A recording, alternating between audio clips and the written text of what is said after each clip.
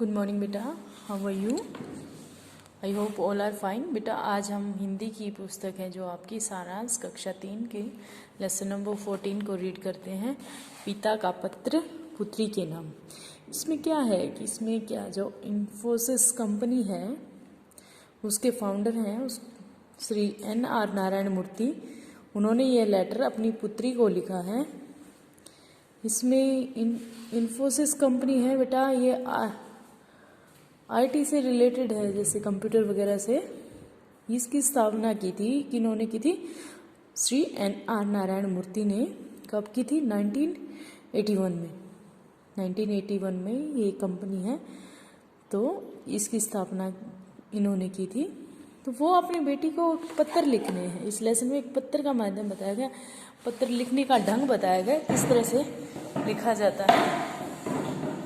तो पत्र के माध्यम से वो अपनी बेटी से बात कर रहे हैं, अपनी बेटी को अपने विचार बता रहे हैं कि क्या था हमारे पास, किस तरह क्या करना चाहिए। इसमें समाज में के विषय में भी बताया गया है कि किस तरह माँ बाप अपने बच्चों के लिए अच्छे संस्कार देने के लिए अपने आप में परिवर्तन करते हैं। वो सब हर पेरेंट्स ये चाहेगा कि मेरा बच्चा सक्सेस हो, अच्छे संस्कार हो, उसको समाज में अच्छा स्थान मिले। तो इसी विषय में बताया है। पिता अपनी बेटी को बता रहा है कि उसके जन्म के समय उसे बहुत खुशी हुई और उसके पश्चात उन्होंने अपने बच्चों को पढ़ाने के लिए बहुत मेहनत की, लेकिन कुछ परिस्थितियां ऐसी हो जाती हैं जिसमें पेरेंट्स सक्षम नहीं होते। कई बार ऐसी हो जाती हैं, लेकिन बच्चों को भी उनकी प्रॉब्लम समझनी चाहिए और उनको उनसे झगड़ा वगैरह नहीं करना चाहिए, रूठना नहीं चाहिए। बच्चों को अपने माँ बाप की बात माननी चाहिए। तो इस लेसन में इसी विषय में बताया कि उसकी गुड़िया का नेचर कैसा था और उन्होंने अपने बच्चों के लिए क्या किया, किस तरह समाज में उनको स्थापित किया। रीड करते हैं, लिखते हैं। प्यारी बेटी अक्षरा, अक्षरा उनकी बेटी का नाम था। 1980 में मुंबई की वह एक आम शाम थी जो उस समय मेरे लिए खास बन गई जब मुझे तुम्हारे जन्म की सूचना मिली। लेखक कहते हैं कि बेटा अपनी बेटी को बताता है कि 1980 में शाम को उसका जन्म हुआ। किसका? उसकी बेटी का। तुम्हारी माँ ने अपने पैतृक शहर हुबली में तुम्हें जन्म दिया था। तुम्हारी माँ ने, उनकी माँ ने, किसकी माँ ने? अक्षरा की माँ ने उसे उनके जो पैतृक गांव था हुबली में उसको जन्म दिया। मुझे याद है तब मेरे एक सहकर्मी ने मुझसे पूछा था कि पिता बनकर कैसा लग रहा है। तब वो लेखक बताता है कि मुझसे मेरे एक साथ सहकर्मी होता, साथ काम करने वाले ने मुझसे पूछा कि आज तुम्हें पिता बन गए हो, तुम्हें कैसा लग रहा है। मैंने जवाब दिया था, जिंदगी में पहली बार मुझे अच्छा इंसान बनने की सख्त जरूरत अनुभव हो रही है। तब लेखक ने उसको जवाब दिया कि आज मेरे को ये लग रहा है मुझे एक अच्छा इंसान बनना चाहिए जो मुझे मेरे बच्चे देखें और ये माने कि हाँ मेरे पिता बहुत ही अच्छे हैं। अब एक बच्ची मेरी ज़िंदगी में आ चुकी है जिसके सामने मैं कुछ भी गलत नहीं कर सकता, जिसके लिए मैं हमेशा नायक रहूँगा। मैं अपने कंधों पर बहुत भारी जिम्मेदारी अनुभव कर रहा हूँ। एक बच्चे के लिए उसका माँ, उसके पिता ही क्या होते हैं? नायक होते हैं, एक्टर होते हैं, हीरो होते हैं। क्यों? एक बच्चा जब छोटा होता है वो अपने माँ बाप का ही अनुकरण करता है, उन्हीं के अनुसार चलने की कोशिश करता है। तो इसलिए लेखक कहता है कि मैं खुद को एक अच्छा इंसान बनाना चाहता हूँ जिससे मैं अपने बच्चे की नज़रों में अच्छा बना रहूं। मुझसे अक्सर पूछा जाता है कि मैंने अपने बच्चों को क्या गुण दिए। मैं स्वीकार करता हूँ कि यह महान जिम्मेदारी तुम्हारी माँ ने ही उठाई है। उन्होंने तमाम जीवन मूल्यों को तुम्हें व्यवहारिक रूप में सिखाया है। इसमें लेखक बताते हैं कि मुझसे कोई ये पूछता है कि आपने अपने बच्चों के लिए क्या किया है, क्या जिम्मेदारी निभाई, तो मैं यही कहता हूँ मेरे बच्चों का लालन पोषण, जो मेरे बच्चों को संस्कार दिए हैं वो उसकी माता ने ही दिए हैं। क्योंकि लेखक क्या था, बाहर रहते थे, नौकरी पे थे, तो क्या था, घर पे बच्चों को कौन संभालती है? माँ ही संभालती है। तो माँ ने उनको अच्छे संस्कार दिए। उन्होंने तुम्हें सादगी से रहने और दिखावा न करने की शिक्षा दी। उन्होंने तुम्हें सीधा साधा रहने, ज़्यादा दिखावा न करने की शिक्षा दी। मुझे एक घटना याद आ रही है। तुम्हें स्कूल के एक नाटक में रोल करने के लिए खास ड्रेस की ज़रूरत थी। तब हमारे पास फालतू चीज़ें खरीदने के लिए पैसे नहीं हुआ करते थे। अब तुम्हारी माँ ने तुमसे कहा था कि हम ड्रेस नहीं खरीद पाएंगे और तुम्हें नाटक छोड़ देना चाहिए। बाद में तुमने मुझे बताया था कि तुम्हें उस घटना ने काफ़ी दुख पहुंचाया था। हमें पता है कि किसी बच्चे के लिए मुश्किल है कि वह स्कूल की इतनी बड़ी बात को भूल पाए, लेकिन हम जानते हैं कि तुमने उससे जीवन का एक सबक सीखा था और वह था दिखावा न करना। इसमें क्या होता है, एक बार जो अक्षरा थी उसके स्कूल में एक फंक्शन था, तो उसमें उस फंक्शन में उसको नाटक में रोल करना था और उसके लिए जो फैंसी ड्रेस आती है वो चाहिए थी। लेकिन क्या था, उनकी फैमिली कंडीशन डाउन थी। तब उनकी फैमिली कंडीशन डाउन थी और वो ये एक्स्ट्रा खर्च नहीं कर पा रहे थे, ड्रेस नहीं ला पा रहे थे। तो उस बच्चे ने क्या था, उस बच्चे को दुख तो महसूस हुआ, लेकिन उसने अपने माँ बाप को कभी शो नहीं होने दिया कि हाँ मुझे परेशानी हुई, और वो अपने माँ बाप की बातों को मान गई। और उसने उससे ये सीखा कि जैसा हमारा स्टेटस है, जितनी हमारी आर्थिक स्थिति है, जैसी हमारी आर्थिक स्थिति है उसी के अनुसार हमें जीना चाहिए। अब हमारे पास भरपूर पैसा है, लेकिन तुम्हें पता है कि हमारी जीवन शैली अब भी सादगी से भरी है।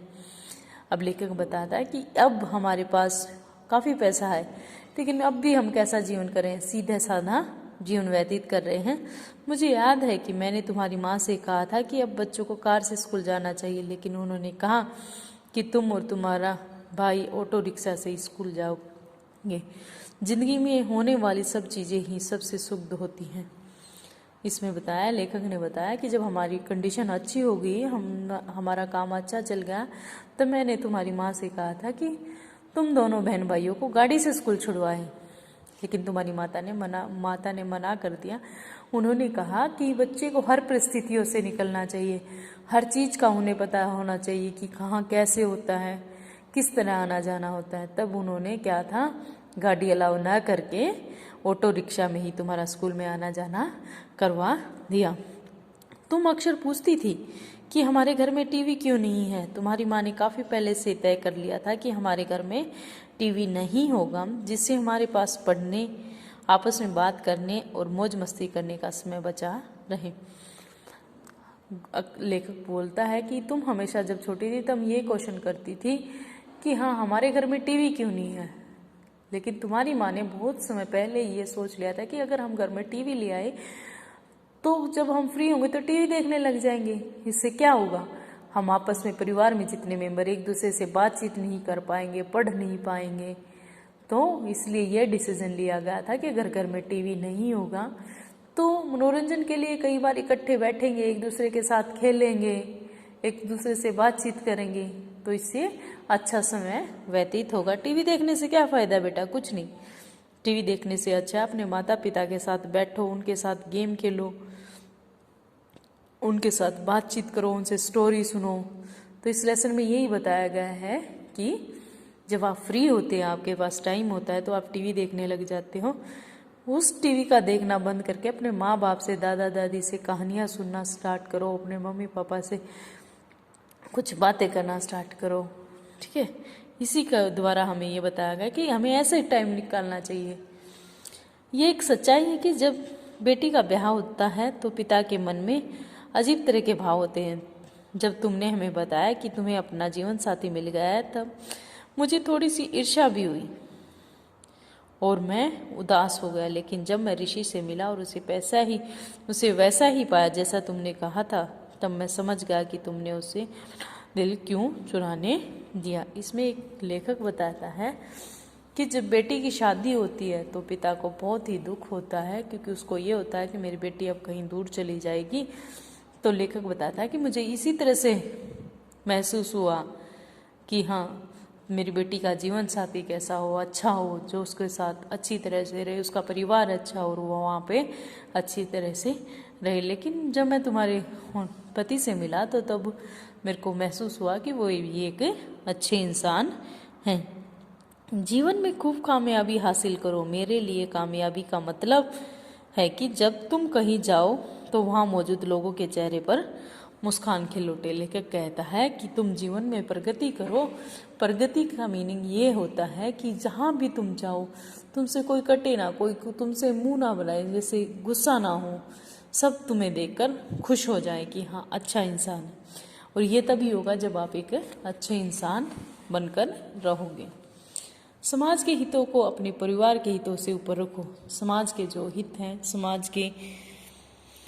समाज की भलाई है, उसको क्या है, अपने सुखों से पहले रखो, परिवार के हित सुखों से पहले रखो, और परिवार के हितों को अपने हितों से पहले रखो, और परिवार के सुख को, परिवार की भलाई को अपने भलाई से पहले रखना चाहिए, जिससे ही तुम एक अच्छे इंसान बन सकते हो। अपने बच्चों को बेहतर बनाने का यही एक रास्ता है। इसी शिक्षा से हम अपने बच्चों को अच्छा बना सकते हैं, उन्हें फ्यूचर के लिए सक्षम कर सकते हैं कि हम उनको ऐसी शिक्षा दें कि वो अपने जीवन में कभी निराश न हों। अगर वो दूसरों के हितों के विषय में सोचेंगे तो ऑटोमेटिक उनका भी हित होगा। तुम्हारा पापा NR नारायण मूर्ति, उस लेखक लिखता है, एंड करता है अपने लेटर का इस तरह से। इस पाठ में बेटा यही बताया गया है कि हमें समाज में रहकर समाज के नियमों का पालन करना चाहिए और समाज के अनुसार ही रहना चाहिए, और हमें सीधा साधा जीवन व्यतीत करना चाहिए। अधिक दिखावा करेंगे तो हमें अधिक परेशानी होगी।